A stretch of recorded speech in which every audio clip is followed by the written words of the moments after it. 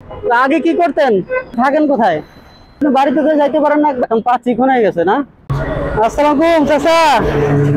চাচা, এখানে শুয়ে আছেন কেন? ভাই সমস্যা বড় ভাই। কি হয়েছে, ওঠেন তো। কিছু খাইছেন?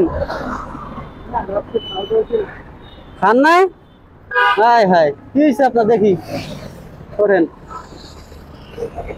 গাড়ি অ্যাক্সিডেন্ট করছেন? কবে? অনেক আগে? তো এই ভ্যান কি আপনার? ওঠেন, কিছু খাবেন না? ওঠেন, কিছু খান নাই? তা আপনার সাথে আর কেউ নাই? আপনার ছেলে মেয়ে নাই? ছেলে মেয়ে কোথায়? বাড়ি কোথায়? মাদারীপুর। নেন, ওঠেন।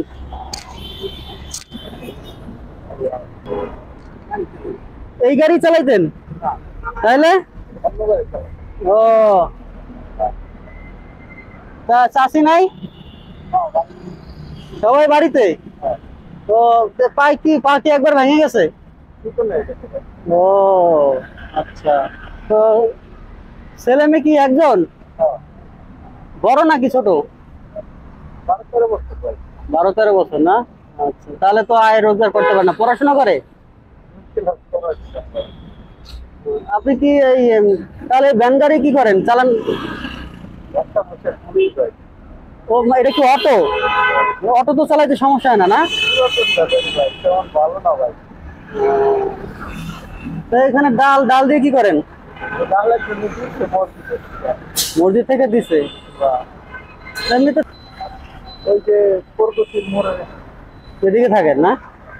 তো বাড়িতে আবার বাড়িতে সেরকম চলাফেরার মতো ব্যবস্থা নাই?